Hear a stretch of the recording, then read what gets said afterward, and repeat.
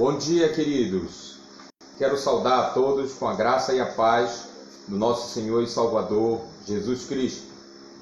Estamos aqui para estudarmos a Palavra de Deus na classe de adultos da Igreja Evangélica dos Irmãos em Macapá, a igreja no bairro Central.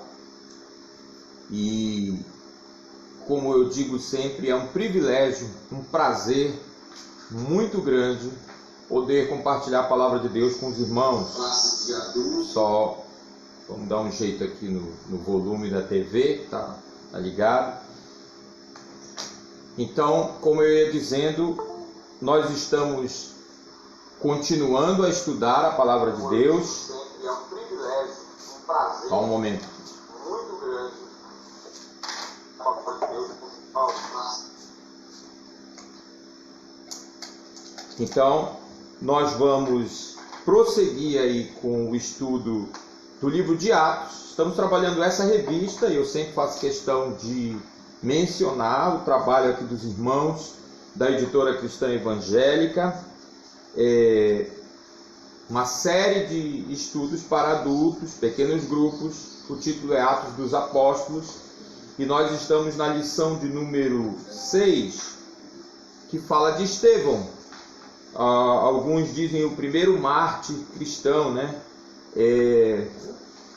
Eles colocaram só o mártir aqui. Talvez o primeiro mártir cristão e o único que importa, vamos falar bem claro, é Jesus, né? Ele se entregou por nós, conforme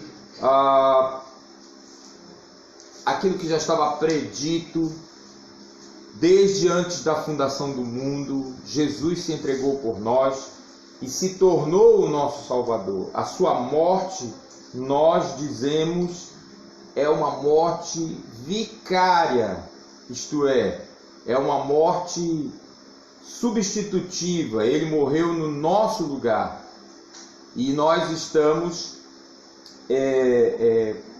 aprendendo cada vez mais da importância dessa obra, da pessoa e da obra de Cristo em nosso favor.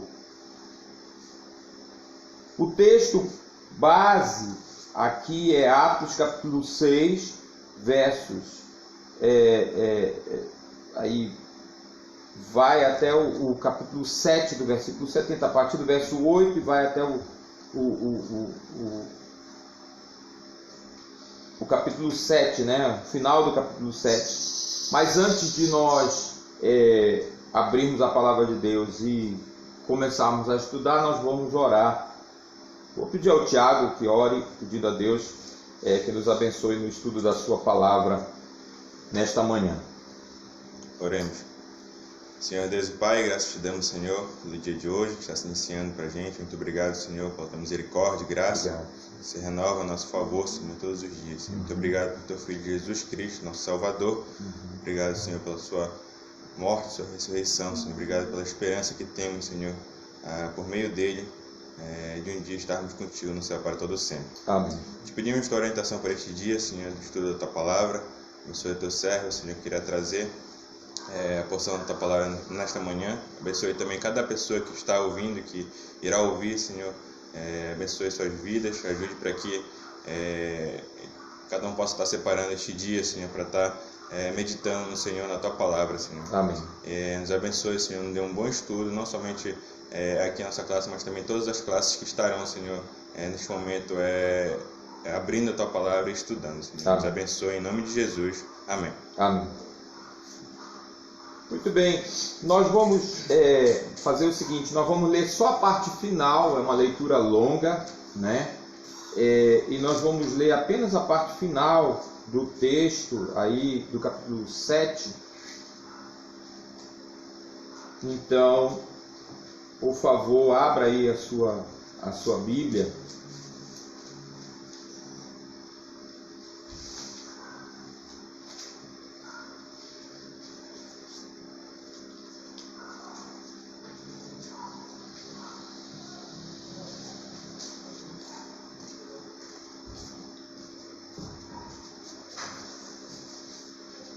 Eu vou começar a leitura a partir do versículo 46, tá?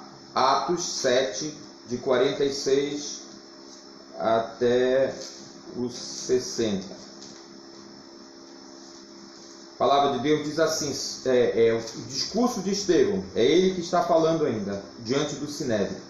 Davi encontrou favor diante de Deus e pediu para construir um templo permanente para o Deus de Jacó, mas foi Salomão quem o construiu. O Altíssimo, porém, não habita em templos feitos por mãos humanas, como diz o profeta. O céu é o meu trono, e a terra é o suporte de meus pés. Acaso construiriam para mim um templo assim tão bom? Diz o Senhor. Que lugar de descanso me poderiam fazer? Acaso não foram minhas mãos que criaram o céu e a terra? Povo teimoso, vocês têm o coração incircuncidado e são surdos para a verdade. Resistirão para sempre ao Espírito Santo? Foi o que os seus antepassados fizeram e vocês também fazem. Que profeta seus antepassados não perseguiram? Mataram até aqueles que predisseram a vinda do justo, a quem vocês traíram e assassinaram. Vocês desobedeceram à lei de Deus, embora a tenham recebido das mãos de anjos. Os líderes judeus se enfureceram com a acusação de Estevão e rangiam os dentes contra ele. Mas Estevão, cheio do Espírito Santo, olhou firmemente para o céu e viu a glória de Deus, e viu Jesus em pé no lugar de honra à direita de Deus. Olhem, disse ele, vejo os céus abertos e o Filho do Homem em pé no lugar de honra à direita de Deus. Eles taparam os ouvidos e aos gritos lançaram-se contra ele.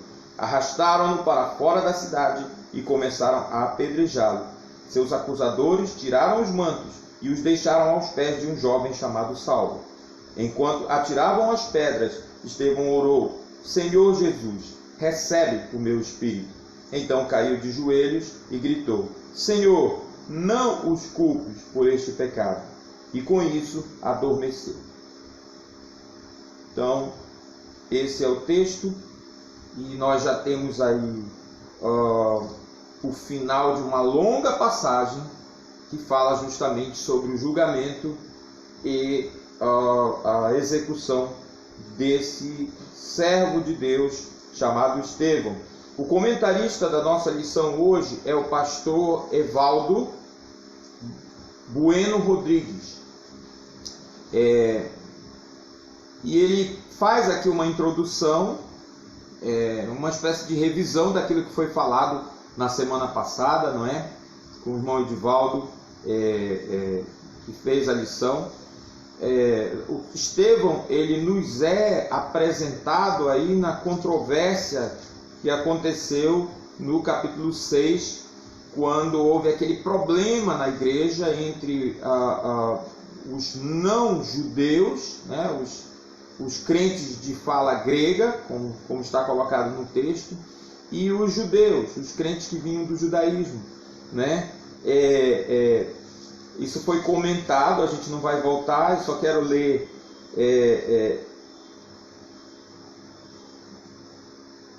um verso, vou ler dois, na verdade, né? A partir do capítulo 2, do versículo 2, melhor, do capítulo 6, então Atos 6, 2 diz assim: Por isso os 12 convocaram uma reunião com todos os discípulos e disseram: Nós, apóstolos, devemos nos dedicar ao ensino da palavra e não à distribuição de alimentos. Sendo assim, irmãos, escolham 7 homens respeitados, cheios do Espírito Santo e de sabedoria, e nós os encarregaremos desse serviço. Então nos dedicaremos à oração e ao ensino da palavra.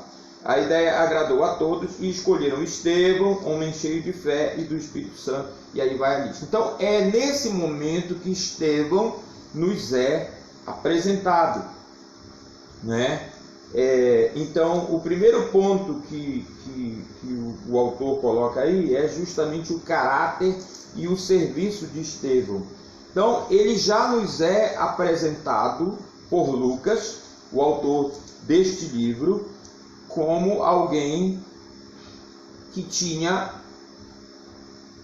um caráter cheio do Espírito Santo, né?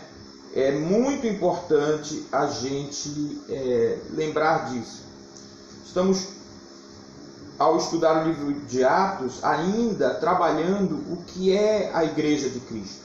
Ainda estamos na doutrina da eclesiologia. O que é a Igreja de Cristo? Né? Há muita coisa que se ouve dizer, há muita coisa que se espera da Igreja de Cristo, mas a gente precisa admitir que muitas das coisas que são ditas, muitas das coisas que se esperam da Igreja de Cristo, não são coisas que Deus espera da Igreja de Cristo, dos líderes da Igreja. E Deus coloca claramente para nós aquilo que Ele espera, né? Vejam, esses homens aqui, é bom a gente lembrar, Pedro disse, olha, não é razoável que nós, os apóstolos, abandonemos a pregação da palavra de Deus para cuidarmos desse assistencialismo. Isso é muito importante. Esse princípio que Pedro coloca aqui, que Paulo vai repetir mais tarde, né? Eu insisto neste ponto porque é um ponto importante. Tem gente que diz, o culto, falando do nosso serviço, né? Na igreja, quando nós nos reunimos publicamente, isso que a gente convencionou chamar de culto, mas eu já me expressei com relação a esse termo, né? É um termo que ganhou um significado equivocado, né? Nós estamos aqui num culto. Você, quando você vai trabalhar, né? Qual é o seu trabalho? Qual é a sua ocupação? Você é professor como eu? Você é secretária? Você é dona de casa? Né? Você é pastor? Você é contador? Deus espera que você o cultue lá no seu trabalho também, dentro de casa.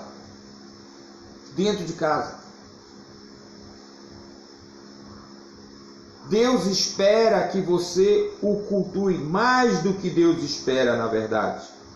Deus exige que você o cultue em todo tempo, em todo lugar. Nós vamos falar mais sobre isso, mas eu acho muito importante a gente lembrar disso, né?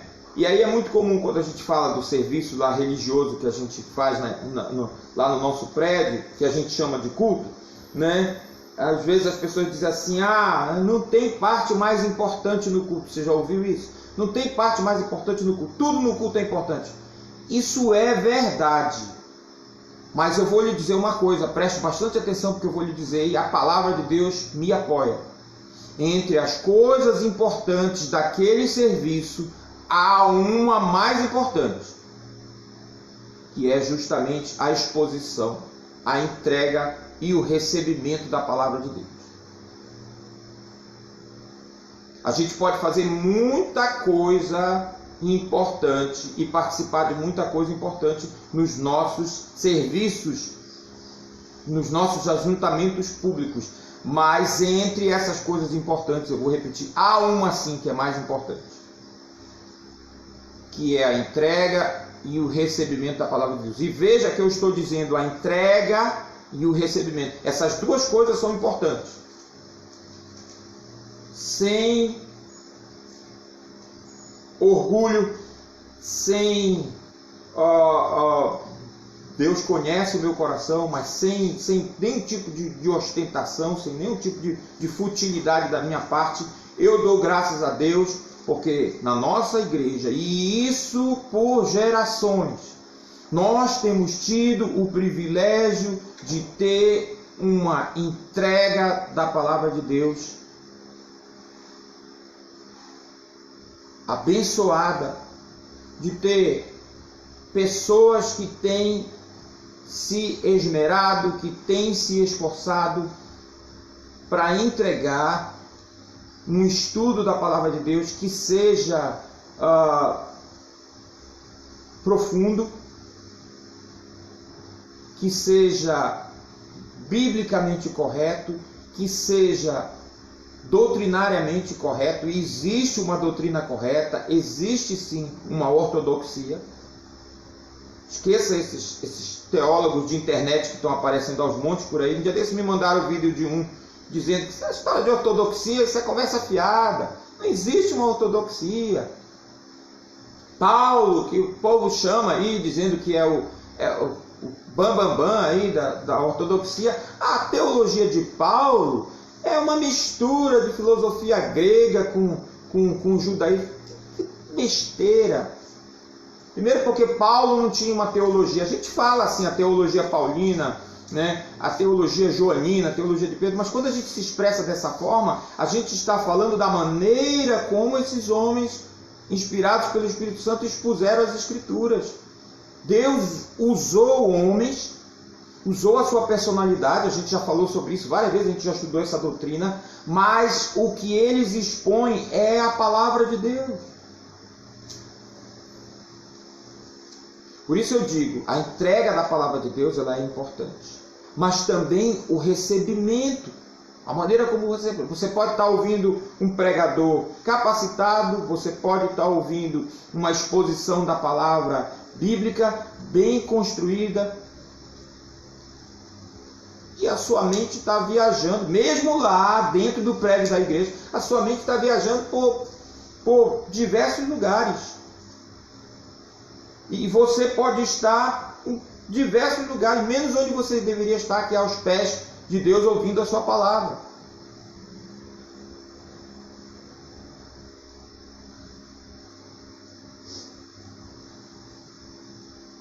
Eu creio que vocês vão concordar comigo, porque que atire a primeira pedra quem nunca passou por uma situação dessa.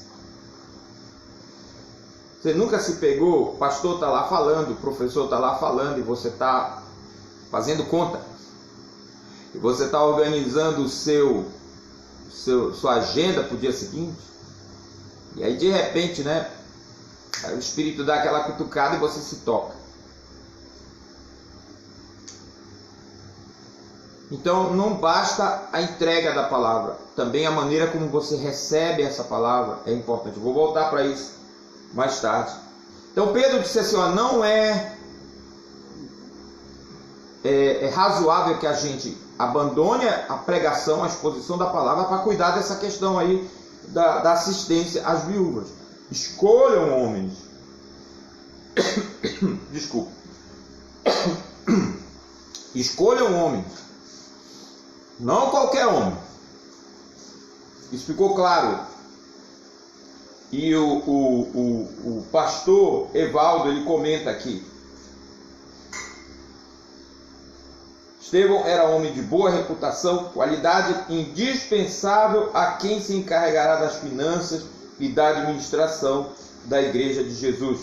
Homem cheio do espírito de sabedoria, inegavelmente um pré-requisito daqueles que são chamados para servir a igreja, pois essa marca interior é de suma importância para o serviço a ser realizado, que vai muito além de meras questões administrativas. Isso é muito importante.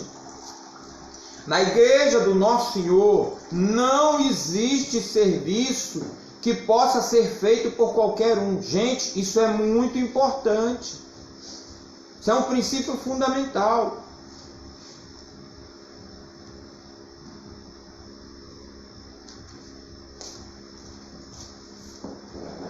Preste atenção para isso, porque é importante.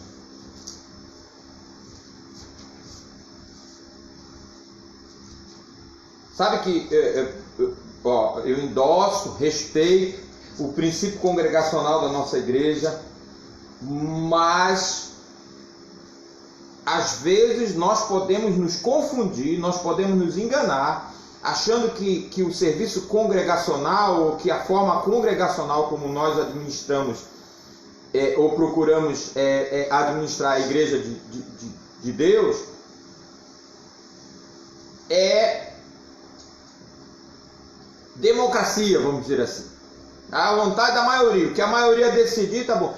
Mesmo em lideranças, mesmo eu sou digamos assim, bem intransigente com relação a isso.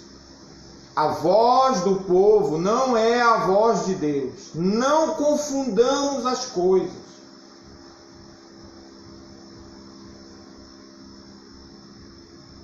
Todos nós, no nosso regime congregacional, somos chamados a discutir e discutir profundamente e então nos manifestar. Não deveria existir na igreja esse negócio de eu não sei, o que a maioria decidir está bom para mim.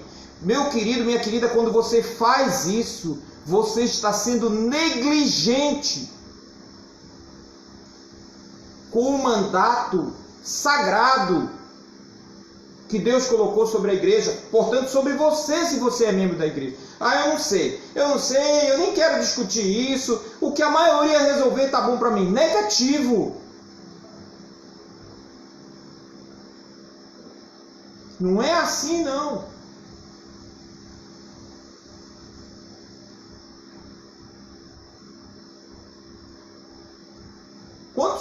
Quantos cargos, às vezes, quantas funções são providas na igreja na base do não tinha mais ninguém para assumir? Muitas vezes nós colocamos pessoas até desqualificadas para assumir determinadas funções só porque foi a única que se apresentou. Não deveria ser assim, meus irmãos, mas às vezes é. A gente tem que dar a mão ao palmatório, a gente tem que reconhecer isso. É melhor um cargo, uma função ficar vaga sem ninguém do que uma pessoa desqualificada assumir aquela posição. Então, o serviço aqui não era de forma nenhuma um serviço que qualquer um poderia fazer, e eu insisto, qualquer função, qualquer atribuição na igreja que está aqui vale para qualquer função, qualquer atribuição na igreja. Estou falando daquelas atribuições que dizem respeito ao funcionamento do corpo, ao próprio corpo. Eu creio que vocês estão me entendendo, né? Eu creio que vocês estão me entendendo e eu espero que não saia nenhuma piadinha sobre a questão. A igreja pode terceirizar até muitos serviços, eu acredito nisso. A gente fez isso várias vezes já, né? Estou dizendo que para pintar o prédio da igreja tem que passar uma semana orando, tem que jejuar e tem que fazer votação. Não é isso que eu estou falando e rechaço qualquer brincadeira nesse sentido. Eu creio que os irmãos e as irmãs estão me entendendo. Mas a gente precisa parar com essa mania de achar que muitas coisas na igreja podem ser feitas apenas com essa história que a maioria decidir, tá bom. Não é assim não. Não é assim. Se você pensar bem, isso se aplica a várias coisas dentro do corpo de Cristo, que a gente não tem tempo aqui para detalhar. Esses 7, os 7 que foram instituídos aqui, a função deles primariamente ia ser essa: pegar o dinheiro da coleta, comprar o alimento, não sei como era que eles faziam, não sei se eles pagavam alguém para fazer ou se eles compravam feito, eu não sei como era. Mas havia uma distribuição diária, era esse o serviço que eles iam fazer. Mas os pré-requisitos que Pedro colocou aí são impressionantes.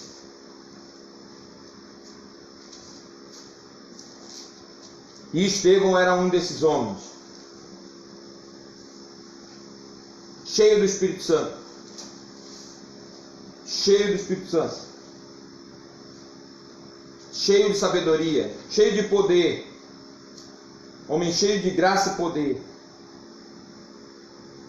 Ele colocou aqui, não um teólogo teórico, mas uma testemunha viva e eficaz do Deus vivo. Vou deixar para os teólogos resolver essa questão aqui do teólogo teórico, né? Não sei se eu entendo o que é que ele quis dizer aqui, mas enfim. Graça e poder formam uma unidade singular, pois graça sem poder de nada adianta e poder sem graça é terrível. Daí o vigoroso serviço desse servo fiel. Isso é uma frase de um teólogo que ele citou aqui, o pastor chamado Morgan. Descreve como doçura e força mescladas em uma só personalidade. Graça indica o caráter bondoso, semelhante a Cristo, enquanto que seu poder era visto em prodígios e grandes sinais que fazia entre o povo. Eu não sei se Estevão era doce. Não sei não. Olha que, se eu for pegar o primeiro e último discurso dele registrado na Bíblia, eu não sei se ele era muito doce não. Vocês viram como ele terminou, né? O texto. Tem problema com essa palavra, doçura. Eu confesso para vocês, apesar de eu gostar muito de doce, viu? Mas enfim, doce na nossa cultura, às vezes tem uma conotação que eu não gosto. E eu vou explicar isso mais na frente quando eu falar da virada que Estevão dá no seu discurso. E preste muita atenção, já entrando no ponto 2, falando da acusação contra Estevão, que primeiramente aqueles homens lá da sinagoga dos libertos, né, isso está claramente colocado aí no verso 10, volta um pouquinho aí comigo para o capítulo 6, tá? Eu vou começar do 8. Estevão, homem cheio de graça e poder, realizava milagres e sinais entre o povo.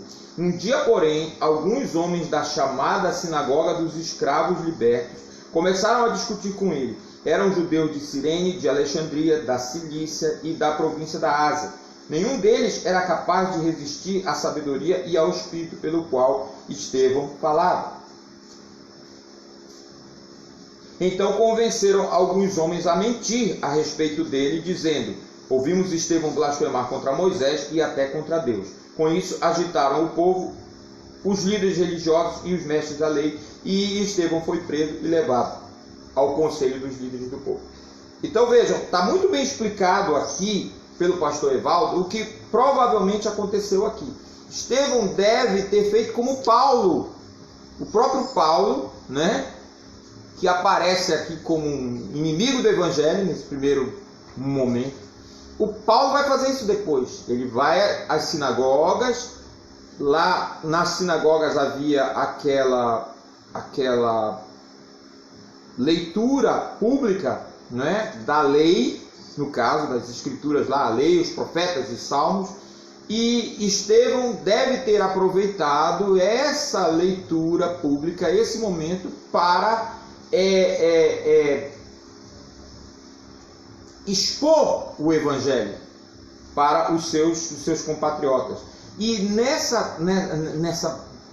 método que ele usou, ele deu de cara com esses irmãos aí, né? Ou melhor, com essas pessoas aí. Eu vi aqui, vários irmãos estão dando bom dia, gente. É um prazer. Quero desejar um bom tempo para nós aqui, para todos. Prazer ver vocês aí ouvindo a palavra de Deus. Então, que seja realmente um tempo abençoado para todos nós. Então, olha só Estevão aí, encarando os lobos. Vocês se lembram que Jesus disse isso para os seus discípulos? Vocês lembram? Eu estou enviando vocês como ovelhas para o meio de lobos.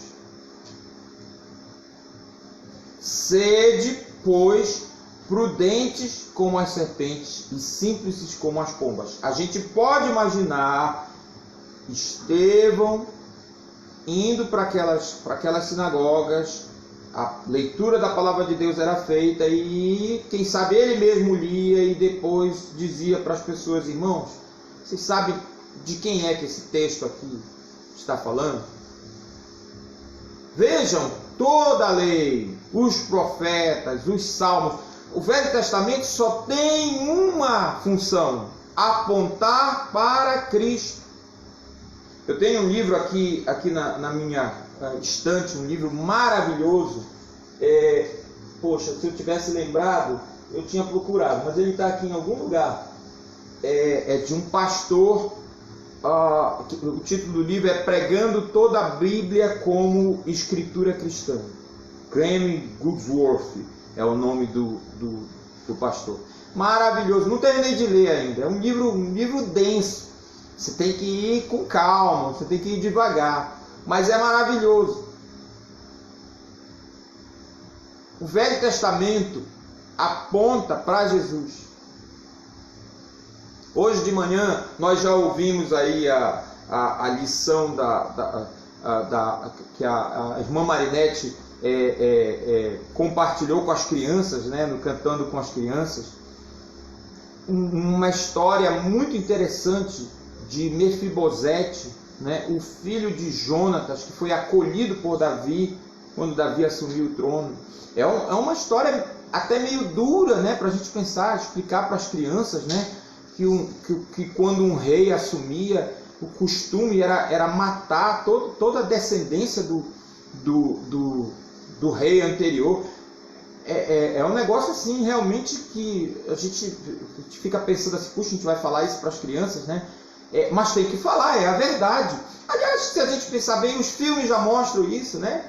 As crianças estão acostumadas a ver isso nos filmes até, né? Às vezes a gente se enche de cautela, mas é o que acontece nos filmes, né? Mas de qualquer maneira é complicado às vezes a gente pensar como é que eu vou colocar isso para a criança, como é que eu vou explicar. Mas tem que explicar, tem que falar. Primeiro porque é a palavra de Deus, e segundo porque tudo isso foi escrito para o nosso ensino, para a nossa consolação, para que nós perseveremos, porque as promessas que Deus fez lá no passado, as profecias que foram dadas a respeito de Cristo se cumpriram. E Cristo é o cumprimento de todo o Velho Testamento. Então isso é importante da gente saber. E Estevão era versado nas Escrituras. Esse é outro ponto interessante. Ele era versado nas Escrituras. E o texto aqui de Atos é claro, aqueles homens não conseguiram discutir com eles. Além dele ser versado nas Escrituras, foi a própria promessa do nosso Senhor Jesus Cristo que se cumpriu. Quando ele disse, nós vimos isso lá no Evangelho de João, né?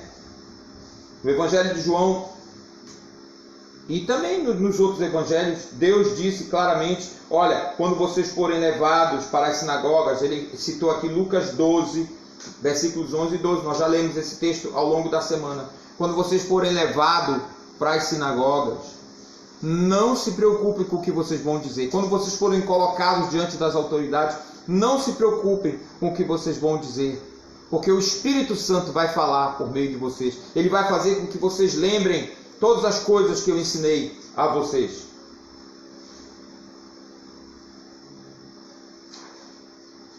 E foi exatamente isso que aconteceu. Eles não conseguiam resistir a Estevão, porque Estevão provava pelas Escrituras quem era Jesus. E de fato a palavra de Deus é irresistível. A Bíblia diz isso claramente, falando de si mesmo. A palavra de Deus é irresistível. Não há criatura que não seja exposta. O autor de Hebreus, inspirado pelo Espírito Santo, diz isso para nós. Não há criatura que não seja exposta na presença da palavra de Deus. E Estevão era versado na palavra de Deus. Ele conhecia a palavra de Deus. Eu quero perguntar para você. O longo discurso de Estevão, que está registrado aí no livro de Sinédrio, você conhece essa história? Vejam, ele começa do chamado de Abraão e traça toda a história do povo de Israel até Cristo, passando pela linhagem dos patriarcas, passando pela aliança davídica. E ele conta os eventos mais importantes para o seu discurso, para o ponto que ele queria fixar. Deixa eu perguntar para você de novo, você consegue fazer isso?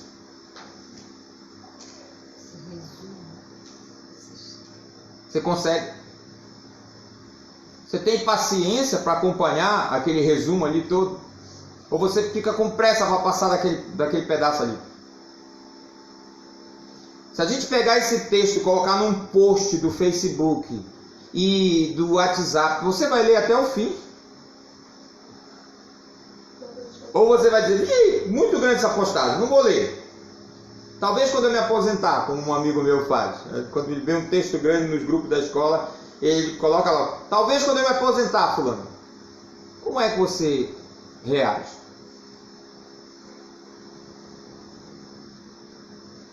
Nós precisamos conhecer a palavra de Deus. É a palavra do nosso Deus. São as palavras que Ele registrou, que Ele deixou para nós como um benefício perpétuo. É para sempre. É para sempre.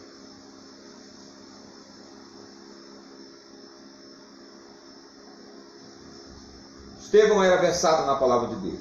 Os seus opositores não conseguiram vencê-lo no debate. Eu prefiro a palavra debate à palavra diálogo. Eu vou explicar isso depois. Apesar de que foi usado diálogo aqui. E quando você não consegue vencer no debate, se você está mal intencionado e esses homens estavam mal intencionados, você vai fazer o quê?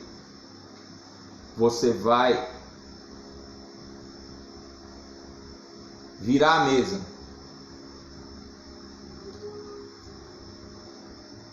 Chutar o pau da barraca, como se diz. Você vai partir para a agressão. E foi exatamente o que aconteceu aqui. Vocês conhecem a história. Fizeram da maneira mais abjeta, da maneira mais vergonhosa, da maneira mais traiçoeira possível. Arrumaram falsas testemunhas que fizeram falsas acusações contra Estevão, e o resultado vocês conhecem, né? Isso era proibido pela lei. Inclusive a pena para isso era a morte. Você acusar falsamente um irmão, até porque o crime do qual Estevão estava sendo acusado aqui era passível de morte, blasfemar contra Deus.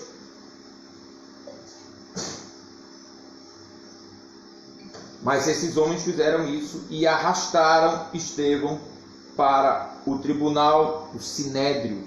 E aí vocês sabem o que aconteceu, né? Pedro, o pastor Evaldo cita aí a palavra de Lucas, dizendo que as pessoas que olharam para Estevão viram o seu rosto como se fosse o rosto de um anjo. Gente, a gente precisa lembrar que Lucas está escrevendo cerca de 30 anos depois dos eventos, tá certo? E ele certamente ouviu testemunhas oculares, certo? Pessoas que muito provavelmente estavam lá. Inclusive, a gente deve lembrar que mais cedo, né, Lucas registra que muitos sacerdotes estavam se convertendo antes desse episódio aqui do julgamento de Estevão. Eu gosto de pensar que depois isso continuou acontecendo. Talvez muitos dos homens que condenaram Estevão ali no sinédrio se converteram depois. Sabemos de pelo menos um. Quem foi? Um dos que condenou Estevão e que estava depois contado entre os crentes e acabou morrendo a semelhança de Estevão. Quem foi? Diga aí para o seu amigo que está do seu lado aí no seu culto aí da sua casa. Quem foi? Sabemos de pelo menos um. Quem? Saulo, né? Que mais tarde seria o irmão Paulo. Então, a gente sabe de um, mas eu gosto de pensar que deve ter havido vários. Talvez o próprio Paulo tenha dito para Lucas. Eles foram companheiros de viagem, né? De ministério. Talvez Lucas ouviu Paulo contar essa história. Talvez o próprio Paulo tenha dito: quando eu olhei o rosto de Estevão ali, parecia o rosto de um anjo. Então ele fala a partir do testemunho de pessoas oculares. Lucas não estava lá. Eu faço questão de dizer isso. Você já viu, às vezes na televisão aparece reportagens sobre julgamentos, e aí às vezes tem um desenhista lá, né? Às vezes o juiz não permite imagens, né, ao vivo, né, do julgamento. Então alguns jornais, algumas revistas, eles contratam artistas, né, que vão para a sala do julgamento e ficam lá desenhando, né, o júri, o réu, e ficam lá fazendo aqueles instantâneos, né, ao vivo. Então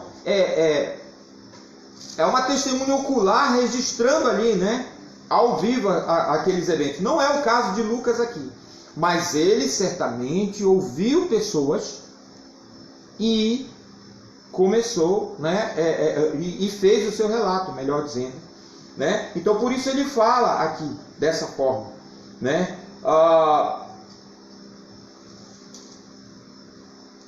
E o pastor Evaldo diz numa descrição de alguém que reflete a glória de Deus, como está lá em Êxodo 34, versículo 29, né?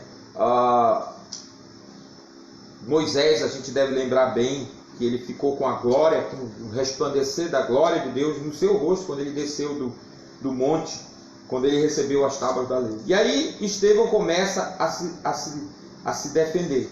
Ele diz aqui, o pastor Evaldo, é mais uma exaustiva exposição da história de Israel com base nas Escrituras.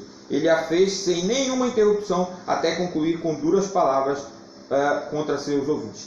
Gente, não tem tempo simplesmente para a gente destacar aqui todos os detalhes dessa exposição maravilhosa que Estevão faz, mas eu recomendo enfaticamente, faça isso, volte para esse texto, volte várias vezes. Tem muitas coisas que a gente pode aprender aqui, falando de evangelismo, falando de testemunho, entendeu? A gente está falando muito disso hoje. Então, como eu disse, muita coisa. Eu vou pensar só algumas coisas, algumas que estão aqui, outras que não estão. Eu vou começar por uma coisa que não está aqui, mas que eu acho muito importante.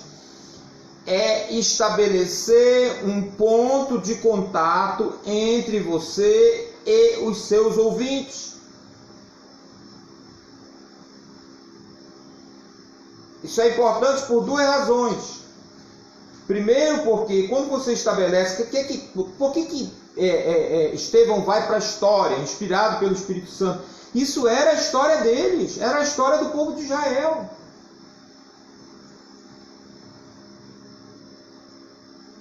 Isso é muito importante a gente lembrar.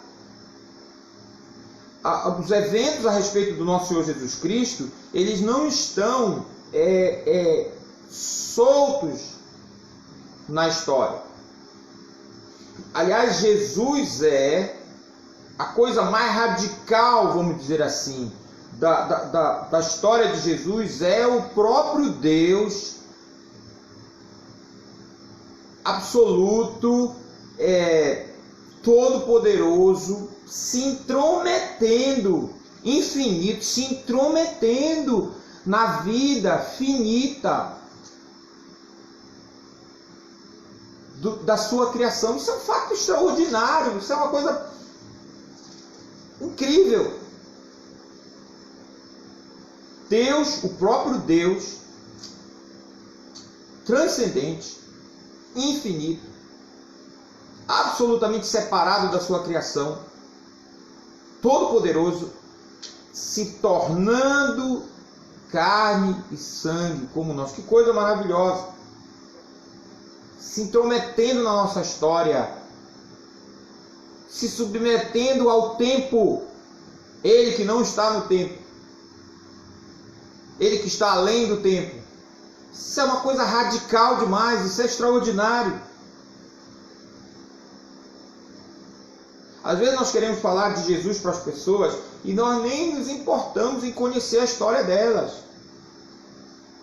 Hoje hoje, infelizmente, milhões de pessoas, quem sabe, estão participando de um evento que nos traz muita tristeza. A gente precisa dizer isso, é por isso que eu prefiro a palavra diálogo, a palavra debate, quando se fala dessa questão das alegações cristãs, ou cristãs evangélicas, se você preferir. Eu vou explicar isso direitinho, mas entenda o meu ponto, o meu argumento. Eu não estou me desviando, estou mantendo a mesma coisa. Temos milhões de pessoas hoje que estão aí participando de um evento religioso, sim. Um evento de devoção, sim. Mas um evento que nos causa tristeza. Por quê? Por que nos causa tristeza? Porque as pessoas estão confundindo a criatura com o próprio Criador. Esse é que é o problema. E não há como fugir disso quando você diz assim, com todo respeito, meu querido, minha querida, com todo respeito, quando eu digo assim, que eu consegui ficar curado, graças a Deus, e a fulano ou fulana, eu estou fazendo uma coisa que eu simplesmente não posso fazer, que é dar glória que eu deveria dar somente a Deus, a uma criatura dele. Eu preciso dizer isso claramente, de verdade. Eu preciso dizer isso às pessoas.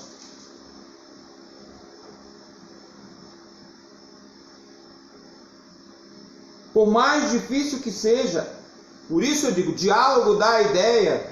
Essa é uma herança que vem lá de Sócrates, da filosofia grega. A ideia do diálogo é que na conversa, eu converso, o Tiago conversa, eu falo, o Tiago fala, e a verdade vai aparecer aí no meio dessa conversa. O cristianismo não é isso, queridos. Nós poderíamos debater sobre religião, sobre Deus, por séculos e continuar na mais absoluta treva. A humanidade viveu assim por milênios, até que Deus, Ele mesmo, Deus, como eu disse ainda há pouco, interferiu na nossa história. Ele se manifestou, Ele enviou os seus profetas, Ele começou a falar conosco e dizer para os profetas, escreve, registra. Ele nos deixou essa palavra, Ele nos diz como Ele é, como Ele quer ser adorado. Ele pode fazer isso, Ele tem essa prerrogativa. Por isso eu digo, as alegações cristãs são mais debate do que diálogo. Porque no debate as posições são colocadas e tanto quem está debatendo quanto quem está ouvindo deve chegar a uma conclusão.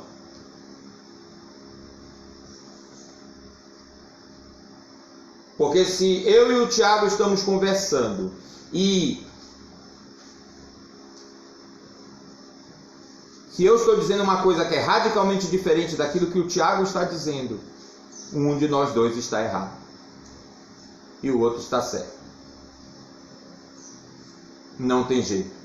Não tem jeito. Não tem como fugir disso. Não tem como fugir disso. Estevão estava diante de pessoas religiosas. Eu quero dizer isso para você. Extremamente religiosas, extremamente zelosas, mas elas estavam num sistema, um sistema secular, é verdade, um sistema estabelecido, um sistema muito bem organizado, mas um sistema que no final das contas não levava as pessoas a Deus. E Estevão teve que encarar de frente isso aí. Vocês estão entendendo o meu ponto? Estevão teve que encarar de frente. Mas ele começa falando da história comum, da história que eles tinham. E é esse o ponto que eu queria colocar. Também não adianta a gente chegar para as pessoas falando a verdade da palavra de Deus. A verdade sim, é a verdade da palavra de Deus. Mas não adianta a gente chegar para as pessoas falando que é a verdade da palavra de Deus sem procurar pelo menos entender a história daquela pessoa. Como é que aquela pessoa chegou naquilo? Eu já contei várias vezes a história para vocês de uma amiga minha, uma querida amiga, colega de trabalho. Nós tínhamos uma amizade que começou no trabalho, e era no trabalho que a gente se encontrava mais vezes, e de vez em quando Deus permitia, mesmo lá no trabalho, que nós conversássemos sobre Cristo, sobre as alegações de Cristo, sobre Cristo como o único caminho para Deus. E sempre que Deus me dava uma oportunidade, eu começava a falar sobre isso para ela. E ela tinha uma medalhinha no pescoço dela, uma medalhinha numa corrente, uma medalhinha que havia sido dada pela mãe dela. E era impressionante isso. Eu começava a falar das alegações de Cristo, ela sentindo, ela instintivamente, ela pegava na medalhinha e ficava acariciando, alisando a medalhinha. Já viu? Tem alguns técnicos de futebol que tem os seus amuletos, vocês já viram isso? Eles vão para o jogo, né? É verdade que tem alguns que não estão dando muita sorte não, né, Thiago? Mas enfim, né? Eles, antes de entrar lá, eles pegam e beijam e fazem lá, cada um faz o seu ritual lá. Pois era assim com essa minha amiga. Ela começava a segurar e aí ela ficava, né, mexendo assim, mexendo. E às vezes quando ela não aguentava, ela dizia: "Ai, não, tá bom, chega. Não posso, a minha mãe." E aí ela tinha as alegações dela, né? Essa medalhinha aqui quem me deu foi minha mãe, é a devoção da minha mãe. A gente precisa entender isso, queridos. A gente precisa entender isso. E aí você tem que perguntar a história daquela pessoa. Você tem que perguntar por que isso aconteceu. Você tem que perguntar, né, de onde veio essa devoção. Você tem que dizer para as pessoas: olha, a sua mãe, ela fez e faz o que ela acha que é melhor para você. É muito bonito isso da parte da sua mãe. É muito bonito, e é verdade, é bonito, não estou aqui fazendo média não. Só que a sua mãe é uma criatura de Deus. E Deus, olha, Deus já revelou na sua palavra como Ele quer ser adorado. Você pode adorar a Deus verdadeiramente, sem desrespeitar a sua mãe. Você pode fazer isso. Você já é adulta. Você tem que tomar uma decisão. As alegações de Jesus são colocadas para você.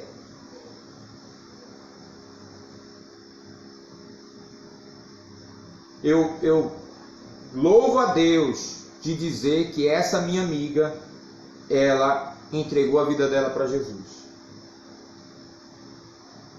Não na nossa igreja, ela se juntou a um outro grupo de cristãos, mas isso não importa.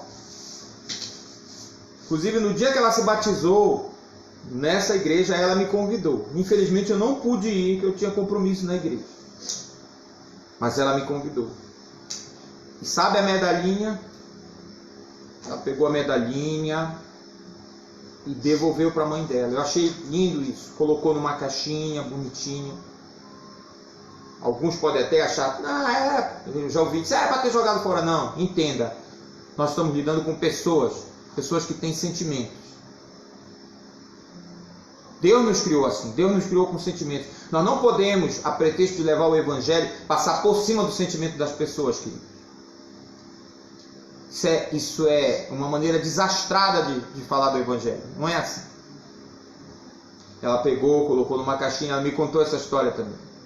Colocou numa caixinha e devolveu para a mãe dela.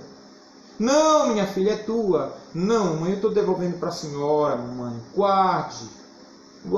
É uma prova de amor minha pela senhora. Porque, mamãe, eu preciso lhe dizer, lhe amando também, não faz mais sentido para mim. Não tem mais significado eu guardar essa medalha. Então, nós não podemos ignorar a história das pessoas. Nós não podemos fazer isso. Nós temos que, com amor, com temor, com respeito, levar sim a verdade da palavra de Deus, mas com temor e tremor, como diz a palavra de Deus. é assim que nós devemos agir. Vocês lembram que Jesus, do encontro de Jesus com aquela mulher samaritana na beira do poço? Vocês lembram, né? Jesus não chegou lá dizendo: olha, mulher pecadora, que já teve 5 maridos, e está com um agora que não é teu marido, eu sou o Messias. Não foi assim. Jesus começou a conversa com aquela mulher pedindo água para ela. E vocês conhecem a história. Como foi que aquele simples pedido de água terminou com a conversão daquela mulher e de várias pessoas naquela cidade. Porque a gente deve lembrar, Deus tem os seus meios e a decisão é dele, no final das contas. Eu vou voltar para essa questão, né, de como a gente deve agir diante do evento que está acontecendo hoje, daqui a pouco também.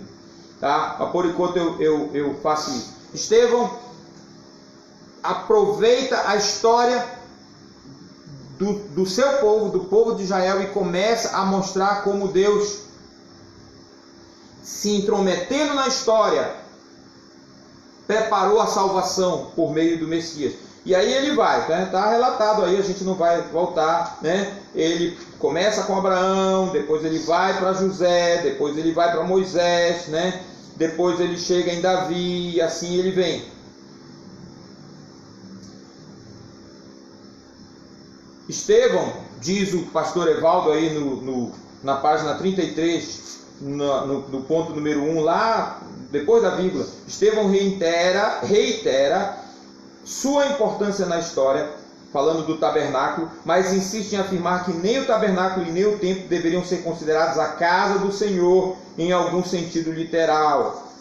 É, portanto, evidente, com base nas próprias Escrituras, que, preste atenção para isso, pode marcar aí na sua revista, a presença de Deus não pode ser restrita a um local, e que nenhum edifício pode confiná-lo ou inibir a sua atividade. Se Deus realmente possui uma casa aqui na terra, diz o John Stott, vou repetir, frase de John Stott. Se Deus realmente possui uma casa aqui na terra, ela está no povo no qual ele vive. Meus queridos, vocês estão... Eu fico arrepiado. Eu não sei de quando é essa revista, eu não sei quando ela foi escrita, eu não sei quando ela foi organizada. Deixa eu ver se eu acho que 2018, e nós estamos lendo e estudando isso agora, nesse momento da história em que nós estamos precisando dessa palavra demais. Por quê? Porque nós estamos com saudade.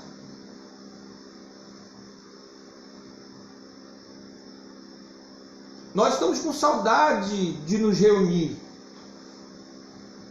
Nós estamos com saudade de chegar lá no nosso prédio, né? De encontrar os irmãos. Mas vejam, isso é muito importante que nós entendamos. A companhia dos irmãos é importante, é maravilhosa, é providência de Deus para nós, mas nós temos Jesus conosco o tempo todo, em qualquer lugar.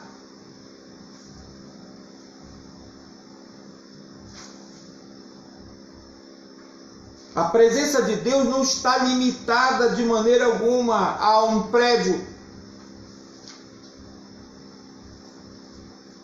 Um amigo da Fátima uma vez falou para ela: menina, eu preciso ir à igreja. Eu tenho que ir à igreja esse final de semana. Eu estou trabalhando muito, não tem dado para eu ir. Eu tenho que ir para a igreja que eu estou com uma saudade de Jesus enorme.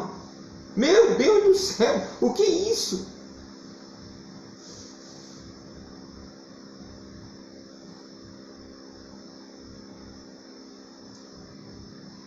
Nós não vamos à igreja seguramente para encontrar Jesus, gente. Nós precisamos atentar para isso. Mas a gente está com saudade. É justo, é legítimo a gente sentir saudade. Mas Deus nos deu este momento para que nós possamos refletir.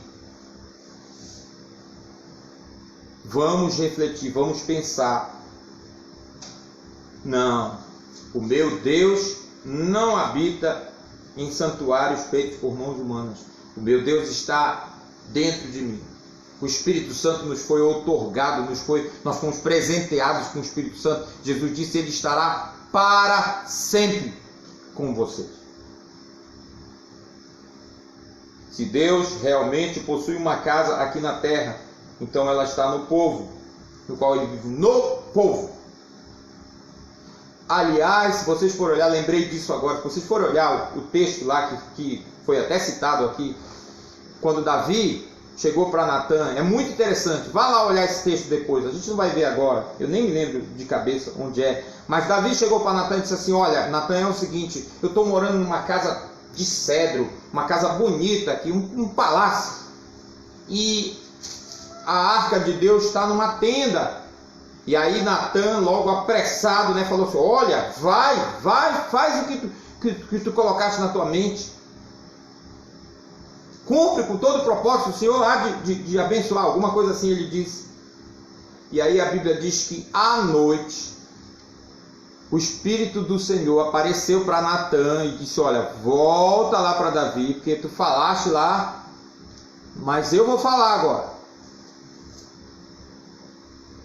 E aí é muito interessante o que Deus diz lá: ó, Davi, eu te tirei literalmente de trás do rebanho, eu fui tirando as outras ovelhas maiores, fui afastando, fui te pegar lá atrás.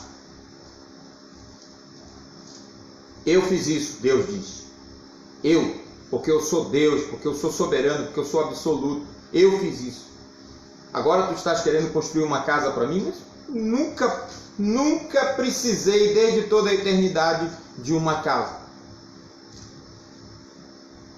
onde eu pudesse ficar, onde eu pudesse habitar. E tem mais, Davi, eu é que vou estabelecer a tua casa, eu é que vou fazer uma casa para ti, no sentido de descendência. É como se Deus dissesse assim: muito bonitinho, Davi, muito legal o que tu queres fazer, mas não, aqui o Deus sou eu.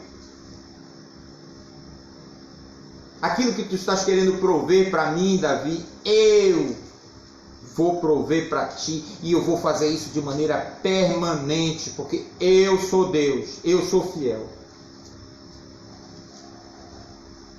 eu sou o Senhor. É uma coisa maravilhosa. E Davi ficou, a palavra que Deus mandou para ele, Davi ficou absolutamente maravilhado, louvou a Deus. É muito bonita essa história, é muito bonita para você ver.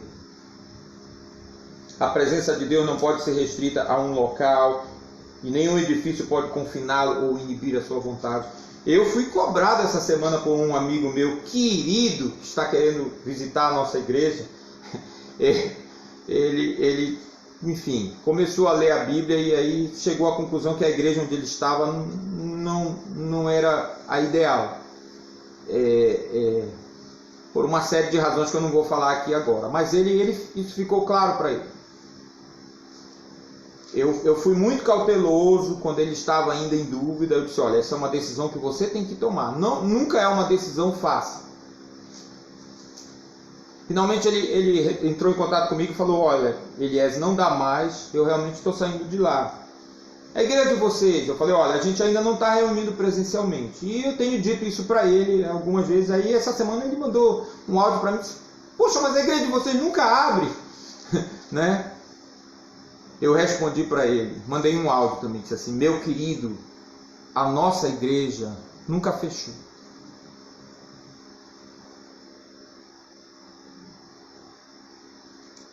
A nossa igreja nunca fechou, graças a Deus. E ainda digo mais, que aprove a Deus e que continue assim, que a nossa igreja nunca feche, que as nossas casas estejam sempre abertas para o estudo da palavra de Deus, para a proclamação do Evangelho.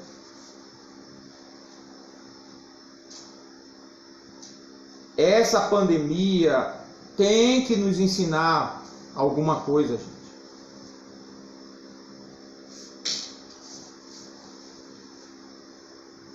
Deus está falando conosco, eu estou absolutamente convencido disso. E Deus está nos dizendo: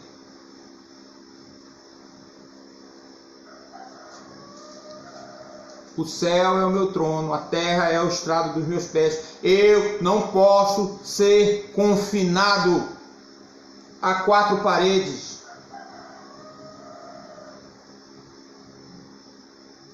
Vocês são a minha igreja. Onde vocês estiverem, ali eu estou.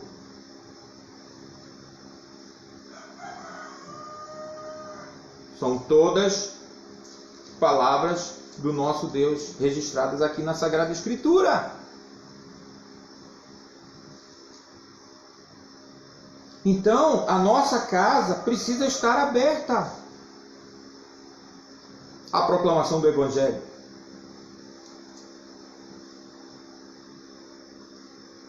Eu não sei como é que está sendo aí entre vocês, mas eu sei que já há aquelas bolhas, já há aqueles grupos de pessoas que estão se reunindo. Isso inclusive é recomendado. Na Nova Zelândia, o governo conseguiu, é um país pequeno, então eles conseguiram trabalhar com essa ideia de bolhas, né?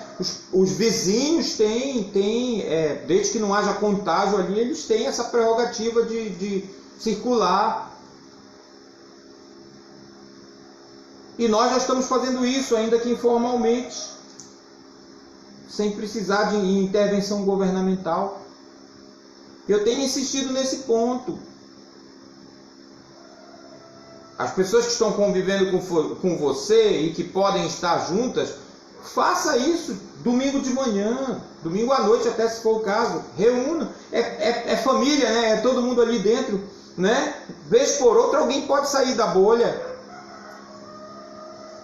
Eu já estou abrindo um convite aqui. Se você quiser vir para cá, assistir a escola dominical aqui ao vivo, em cores,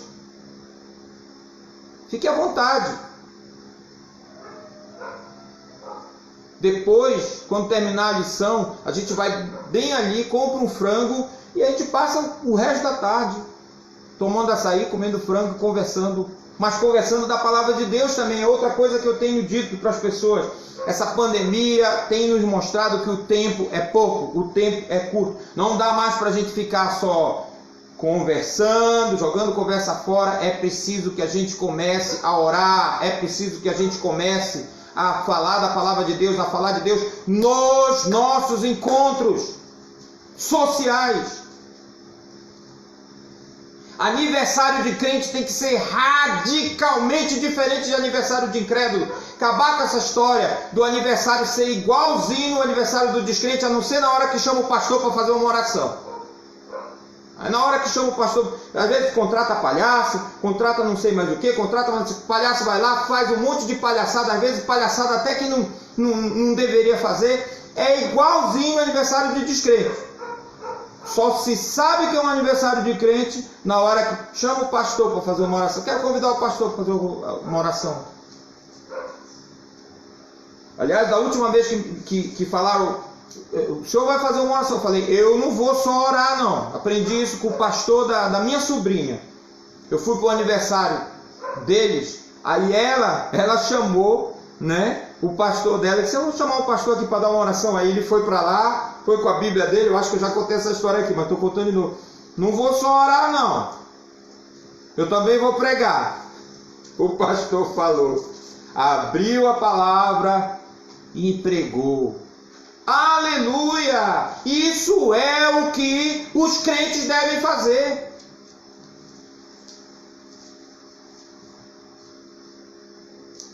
Quantas pessoas que estão ali no seu aniversário, às vezes, que não conhecem Jesus,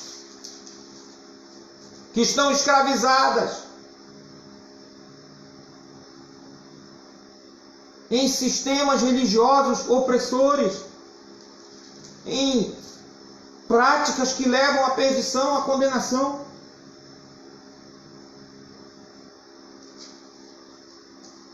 O tempo, queridos, é curto. A volta do nosso Senhor se aproxima. Vamos agir como filhos da luz. Não vamos perder essas oportunidades.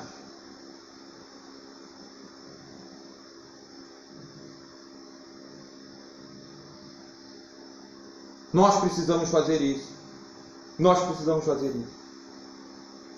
Estevão não perdeu essa oportunidade. Muito embora eu acho até que Estevão sabia. Ele sabia.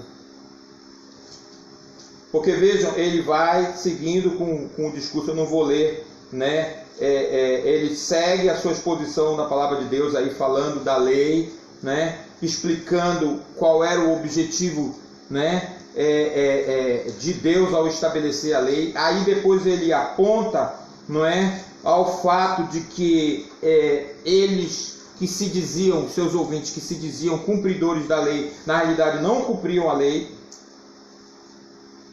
E aí ele inverte, né, o tom do seu discurso. Ele vinha num tom neutro, quase que narrativo, não é? No seu discurso aí, no versículo, no capítulo 7, até, né, esse ponto que eu falei aqui, até o versículo 50.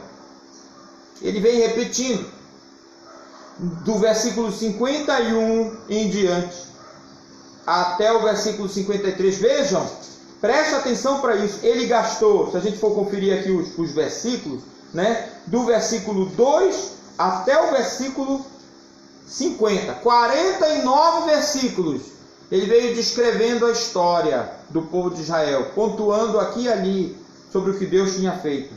Em 3 versículos ele radicalizou. Povo teimoso, vocês têm o coração incircuncidado, versículo 51. Isso era terrível, fazer uma acusação dessa com um judeu, né? Porque tinha lá as palavras do profeta dizendo: circuncidai o vosso coração. Deus já tinha condenado esse culto sincrético, idólatra, egoísta. Deus já tinha dito para eles: parem com isso, parem de me louvar só com os lábios, mas o coração de vocês está longe de mim. Vocês me adoram em vão, é inútil. Circuncidai o vosso coração.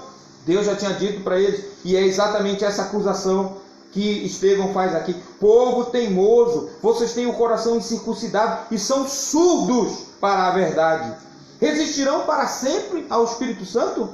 Foi o que seus antepassados fizeram, e vocês também o fazem.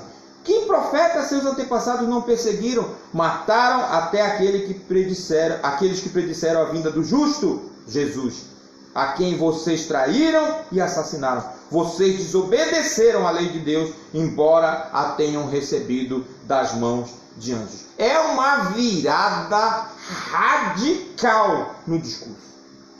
Por isso que eu digo, eu não sei se Estevão era doce, não. Aqui ele foi bem azedo. Mas a necessidade e a providência divina já tinham estabelecido que deveria ser assim. Olha, queridos, vocês devem lembrar que Jesus disse: não deis o que é santo aos cães. Espero que vocês não pensem que eu vou me contradizer com o que eu disse antes sobre respeitar a história das pessoas, porque realmente não é essa a minha intenção. Acompanhe o meu argumento. Mas às vezes a gente está falando do Evangelho para alguém, e a gente fala, e fala, e fala, com todo cuidado, com todo temor, e você recebe de volta o quê? Deboche, desprezo. É sempre muito difícil quando você tem que lidar, e precisa muita oração, precisa realmente de muita sabedoria, que é Deus que nos dá, para você lidar com uma situação dessa. Estevão viu na cara dos seus ouvintes lá o desprezo deles. Porque preste atenção, porque eu vou lhe dizer, isso aqui talvez vai ser meio polêmico, mas eu vou dizer. Eu já deveria ter escrito esse texto, porque é um texto que não sai da minha cabeça. O Deus que não está nem aí. Gostaram do título? O Deus que não está nem aí. Talvez o Deus que não se importa, para ficar mais bonitinho, né? Deus é também o Deus que não está nem aí. Deus é o Deus que não se importa com as pessoas que, tendo ouvido, não ouvem, tendo olhos, não veem, tendo joelhos, não se dobram à sua autoridade. E isso é importante que seja dito. O Evangelho não é para todos, queridos. Ou, se você preferir, o Evangelho não salvará a todos.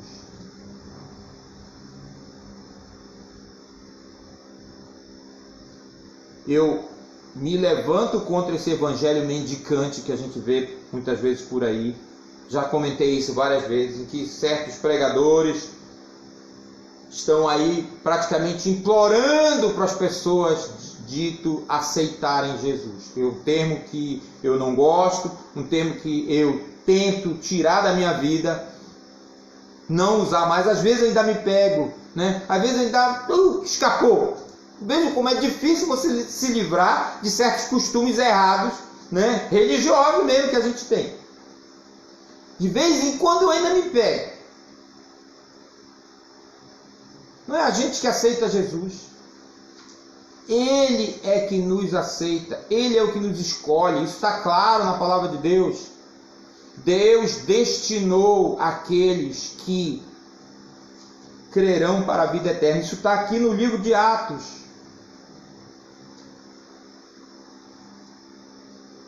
A conexão que eu quero fazer aqui com vocês lembram? Nós vimos isso quando Jesus estava lá expulsando os vendilhões do templo, e os judeus perguntaram para ele que sinal, perguntaram não, inquiriram, né? Disseram, que sinal nos mostras para fazer todas essas coisas? E Jesus respondeu para eles, destruir este santuário, ou seja, destruam este santuário, e em 3 dias o rei edificarei. Os judeus não entenderam absolutamente nada. Aliás, ninguém naquele momento entendeu o que Jesus estava falando ali. Aquela palavra de Jesus nunca foi para todo mundo, sabia disso? João nos revela. Quando Jesus ressuscitou dentre os mortos, seus discípulos entenderam que ele falava do santuário do seu corpo. Ele estava falando do seu corpo. E foi exatamente o que aconteceu. Ele foi morto, ele foi crucificado, o lado dele foi aberto lá com a lança. Mas 3 dias depois ele ressuscitou. Os discípulos de Jesus só vieram a entender aquele texto depois que ele ressuscitou. Então, eu acho importante a gente saber disso, para que a gente também trate a palavra de Deus com o devido respeito. Às vezes, em alguns momentos, o Espírito vai falar conosco e nós vamos ter que colocar algumas, digamos assim, algumas balizas, nós vamos ter que traçar uma linha. Isso é muito importante quando a gente está falando de evangelismo, quando a gente está falando das alegações cristãs. Isso é muito importante. A igreja tem uma mensagem que, antes de ser um convite, é um ultimato. Você sabe a diferença entre convite e ultimato? Convite é uma coisa que você pode recusar. Ultimato é uma coisa que, se você recusar, aguente as consequências. Os meninos aqui em casa entendem muito bem disso, porque às vezes eu digo assim, olha, hoje eu vou fazer tal coisa, está todo mundo convidado. Então eles já sabem que, se eles quiserem participar comigo e com a Fátima, eles podem participar. Mas quando eu digo, olha, hoje nós vamos fazer tal coisa, está todo mundo intimado.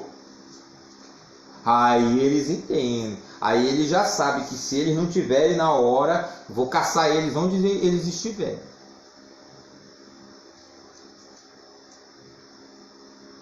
As alegações cristãs são muito mais um ultimato, uma intimação, do que um convite. E isso é importante. Isso é importante. E aí a pergunta é, você está disposto a lidar com as consequências? Estevão estava, vocês viram aqui. Você está disposto? Isso é importante, gente. Olha, uma outra história que eu já contei aqui, vou contar de novo. A nossa igreja faz retiro na época do carnaval. E eu trabalhei muitos anos numa escola, e as pessoas sabiam ali que normalmente eles faziam uma programação lá, né?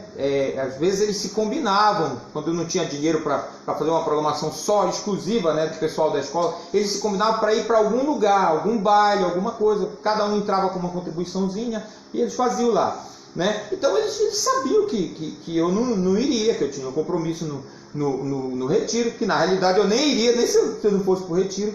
E tinha um colega que ele sempre fazia uma gracinha, ele sempre fazia uma piada com relação a isso, né? Ele era um dos que organizava lá a coisa, então às vezes ele estava lá e aí ele dizia assim: olha, a gente está, pessoal, entrava na sala dos professores, pessoal, a gente está organizando e tal, olha, não sei o que, o fulano já deu, a gente vai para tal lugar. Bom, o Eliese não vai, né? O Eliese vai para o retiro. Ora por nós, Eliese. Ora por nós lá no retiro. Por favor, não esquece de orar por nós. Ele fez isso, não me lembro, mas foi tantas vezes ao ponto de me deixar chateado até. E o problema é que eu não sabia o que responder. Apesar de eu ficar assim bem, eu não sabia, e eu comecei a dizer: meu Deus, me dá uma resposta. Porque na realidade ele não estava sendo sincero, era deboche mesmo. E aí um dia eu estava lá sentado, nem estava me lembrando mais disso, ele chegou, entrou, falou o que ele estava acostumado a falar. E aí ele disse assim: Eliese, olha, não esquece, ora por mim, viu? Nesse dia ele falou: ora por mim, né? Talvez foi isso, né? O Espírito, eu acredito que foi o Espírito. Aí eu olhei para ele assim: ok, fulano, eu vou orar por ti. Agora, é bom tu saber de uma coisa: se Deus ouvir a minha oração, esse é o teu último carnaval. Gente, impressionante. Ele sentiu assim, né? Aí ele falou: tá bom. Pegou as coisas dele e saiu. Veja, não se trata só de você ter uma resposta, porque a Bíblia também diz a resposta boa, a resposta a seu tempo, quão boa é. Não se trata só disso não, mas se trata de falar a verdade, de defender a verdade.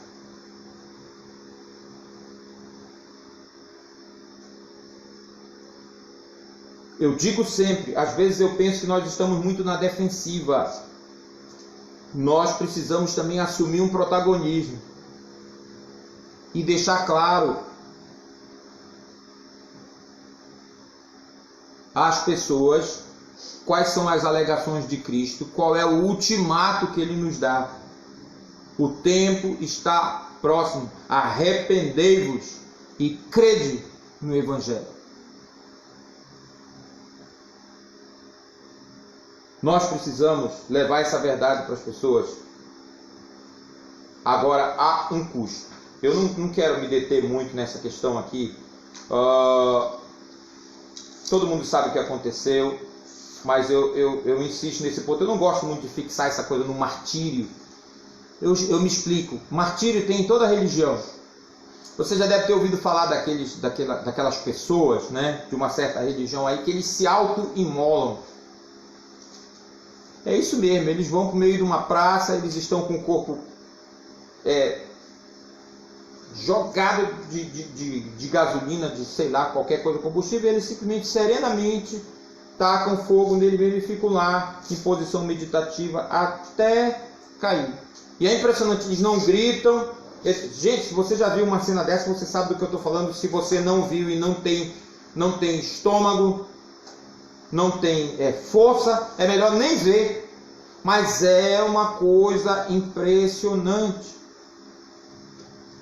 Não tem um gemido, nada, você só escuta o barulho do vento e do fogo. E a pessoa lá, desse jeito, o tempo que ela consegue aguentar, até que de repente, cai. Martírio. Muito embora a palavra, já expliquei isso aqui numa outra oportunidade, nem deveria ser usada para esse tipo de incidente, porque martírio é uma coisa que tem a ver especificamente com o cristianismo, mas eu nem vou entrar nesse mérito aqui, a palavra já saiu aí, já assumiu outras conotações. O que é que eu quero dizer? Há sacrifícios em nome da mentira também. Então eu não acho muito correto a gente insistir nessa coisa do martírio. Eu gosto de falar não de martírio, mas de custo. Porque o ponto aí do sacrifício é em nome de que ele está sendo feito. É por isso que eu gosto de falar. E também não gosto de falar de preço, porque o preço já foi pago por Cristo na cruz. Não existe nenhum preço para a gente pagar enquanto seguidor de Cristo, mas existe um custo. Eu acho que é o Luiz Palau, se não me engano, se eu estiver enganado, me desculpe, o Luiz Palau e os outros, né? E o autor da frase, o verdadeiro autor. Mas é uma frase que eu gosto muito, que diz assim: vir a Cristo não nos custa nada. Seguir a Cristo pode nos custar alguma coisa, mas servir a Cristo vai nos custar tudo. Esse é o ponto. Esse é o ponto. Eu gosto muito das palavras, esse eu conheço seguramente porque canto essa canção, gosto muito da cantata do Guilherme Kerr, do pastor Guilherme Kerr. Ele fala da morte de Estevão e ele diz: morre o mártir, mas se firma a fé. Nas perseguições finca o pé. Passa Estevão, mas não passa em vão. Fica a inspiração, proclamar apesar do custo enorme, da nudez e frio e fome, apesar de tudo prosseguir. Cresce a igreja itinerante, perseguida, segue adiante, apesar de todos deve ir. Jerusalém fica para trás, ir sempre além e mais.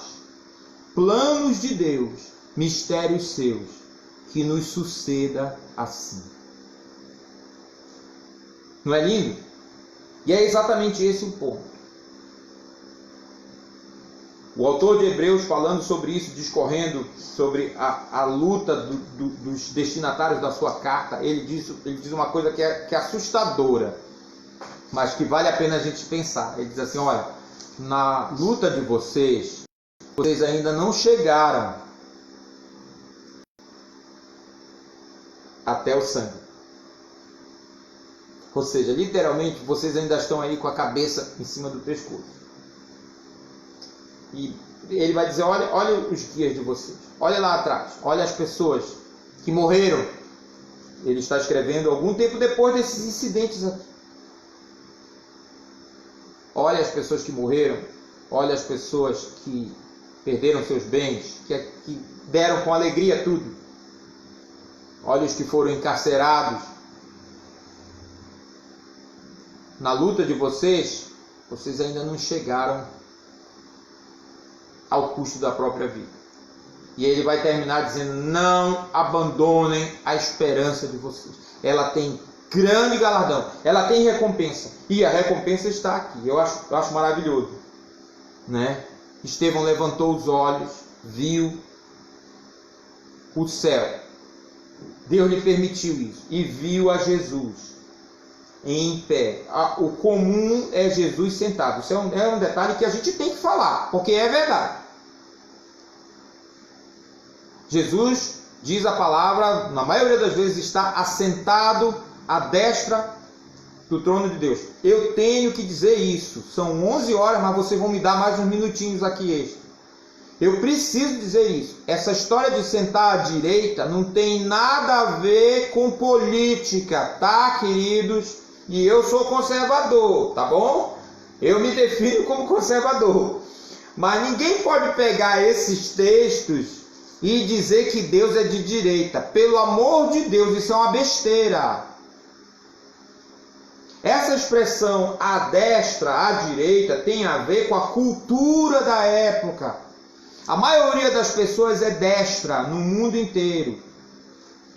Ok? certo? Tá? A maioria das pessoas, ser canhoto naquela sociedade era um espanto. Era uma coisa... Aliás, tem uma expressão antiga que se usa, né, às vezes por aí, sinistro, né? Sinistro é sinônimo de canhoto. Essa expressão remonta lá ao passado, em que uma pessoa que fugia à regra, né, aquele padrão, ela, em algumas sociedades ela era vista mesmo como uma pessoa estranha. O lugar de honra era a direita, mas simplesmente porque a maioria das pessoas é desta. Não tem nada a ver com política, tá bom? Pelo amor de Deus. Se você ouvir um professor, um pregador dizendo isso, pare de acompanhar essa pessoa, não siga mais essa pessoa, que essa pessoa não sabe nada. Nada. Tá? É uma expressão idiomática. Simplesmente isso. Se todo mundo, se a maioria das pessoas fosse canhota, a expressão seguramente que estaria aqui era a esquerda do povo de Deus. Isso aqui é uma expressão que se construiu na cultura da época, devido ao fato de que a maioria das pessoas é desta, tá? Eu precisava dizer isso aqui para você, que é importante. Mas vamos voltar para o que a gente está falando. Jesus não estava sentado. Jesus estava em pé. Eu gosto de pensar, sim, seguindo alguns comentaristas, que Jesus levantou para receber Estevão. Porque Estevão morreu. Vocês sabem disso. E morreu pouquinho depois. E foi recebido na glória por Jesus, certamente. Aleluia! Porque foi o que aconteceu. Então, queridos, eu não gosto de falar muito de martírio, eu gosto de falar de custo. Vai nos custar, sim. Vai nos custar. Aliás, Paulo disse que todos os que querem seguir a Cristo piedosamente serão perseguidos. E aí eu vou voltar para o dia hoje, aquilo que a gente estava falando, para fazer a aplicação final, né? Até onde você está disposto a ir em amor para mostrar às pessoas que elas estão sendo enganadas participando de um evento como esse hoje?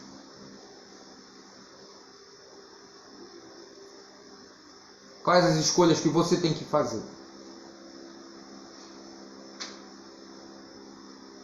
Sim, há escolhas que nós devemos fazer. Você foi convidado para comer uma comida especial hoje? Você é crente? Não vá. Não vá. Mesmo que a pessoa que lhe convidou diga que não tem nada a ver. Olha, fulano, não tem nada a ver, viu? Não tem nada a ver. Eu sei que você é de outra religião, mas aí eu fiz aqui, vem aqui. Parece que eu estou me contradizendo, né? Afinal de contas eu falei que a gente tem que conhecer a história. Não estou me contradizendo, não. Não use Romanos 14.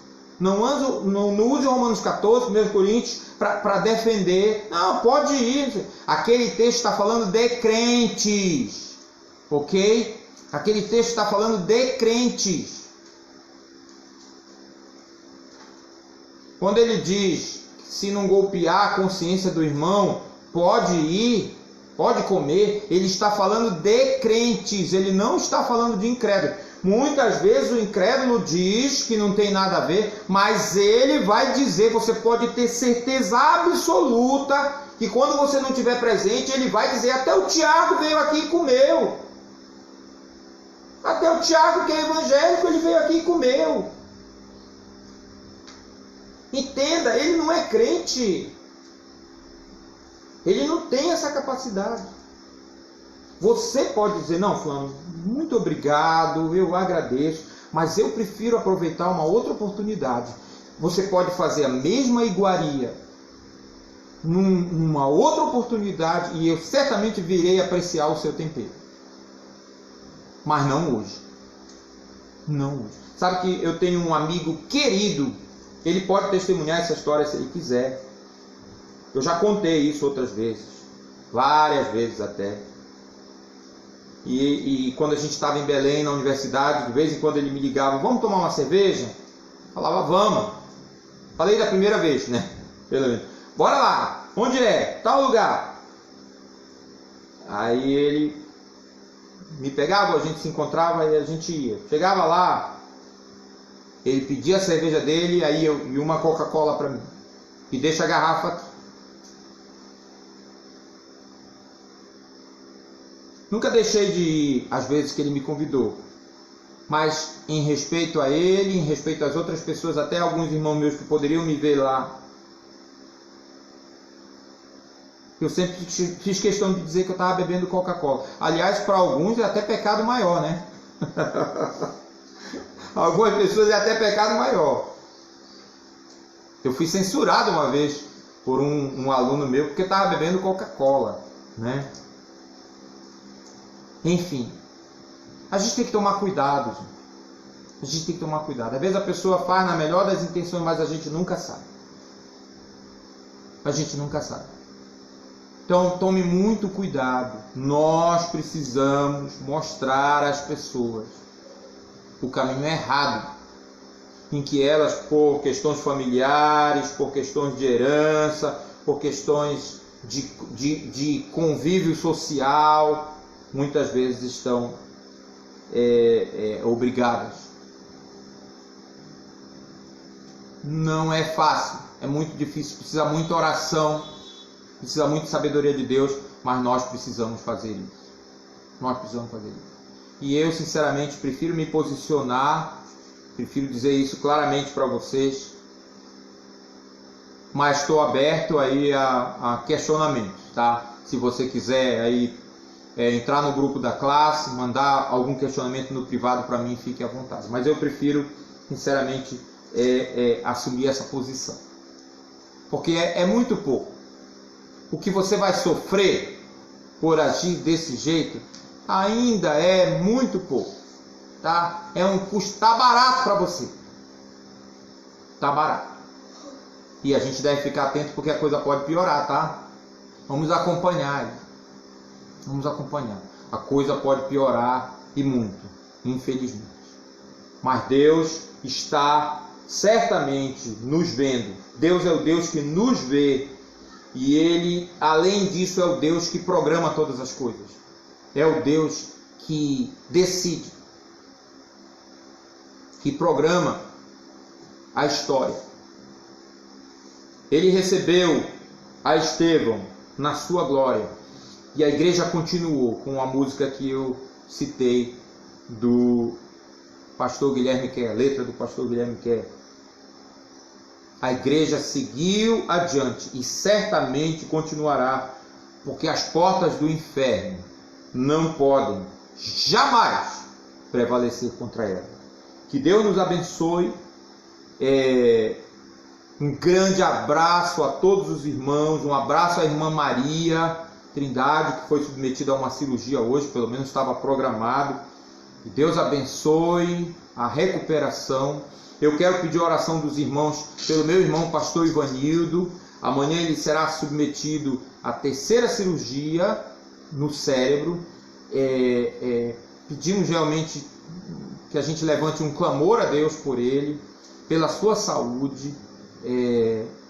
Lembrem-se do Ivanildo nas suas orações ao longo deste dia, amanhã, de manhã. Que Deus abençoe realmente ao Ivanildo e que Deus abençoe a todos nós. Vamos orar. Ó Deus, glória, honra e louvor sejam dados a Ti, Senhor, pelo que Tu és, pela Tua pessoa, no Pai, no Filho, no Espírito Santo. Ambos, a Tua palavra e o testemunho da história confirmam, ó Deus, que Tu és esse Deus triuno, que nos amou antes da fundação do mundo, que se encarnou para sofrer por nós, derramar o Seu sangue, ó Deus, no nosso lugar, pelos nossos pecados, que escreveu a Tua palavra, que profetizou todas essas coisas que deveriam acontecer a Jesus, que nos convence do pecado, da justiça, do juízo, que nos faz chegar até Jesus em contrição, arrependidos, e nos faz nos rendermos a Ti, ó Deus. Tu és digno de toda honra, de toda glória, de todo louvor. Ó Deus, como nós lamentamos que tantas pessoas no nosso país, aqui na nossa região, estejam enganadas, ó Deus, cultuando aquilo que não deveriam cultuar, honrando aquilo que não deveriam honrar, trocando a criatura pelo Criador. Ó Senhor, em nome de Jesus, nós clamamos, liberta, ó Deus, esse povo. Age, Senhor, poderosamente, por meio da Tua palavra, pela ação do Teu Santo Espírito. Ó Deus, tantas vezes o Senhor fez isso na história. O Senhor fez isso com os nossos pais, com os nossos avós, em alguns casos. O Senhor faz isso todos os dias, ó Deus, trazendo pessoas, libertando pessoas da potestade de Satanás para a Tua glória, Deus. Transformando as Tuas criaturas verdadeiramente em Teus filhos. Por isso nós oramos, por isso nós Te pedimos, por essas pessoas. E quanto a nós, ó Deus, continuamos rogando, faz-nos Teus arautos, Tuas testemunhas, que o Teu povo, ó Deus, conscientes da Tua presença, o tempo todo conosco, possa resplandecer em qualquer lugar onde o Senhor nos colocar, em qualquer tempo, ó Deus, e por qualquer meio, que nós possamos proclamar que Jesus é o Salvador de todo aquele que, em contrição, em arrependimento, confessar seus pecados e se entregar a Ele. Ó Deus, que nós possamos, o Teu povo, divulgar esta verdade.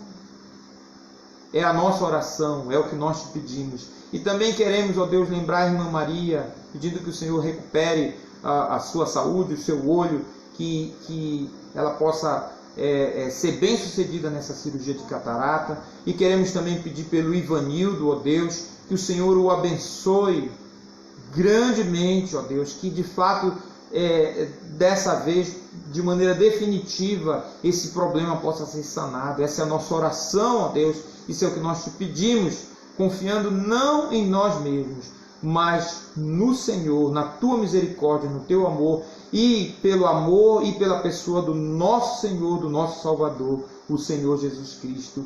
Amém. Grande abraço, queridos. Deus abençoe a todos. Tchau.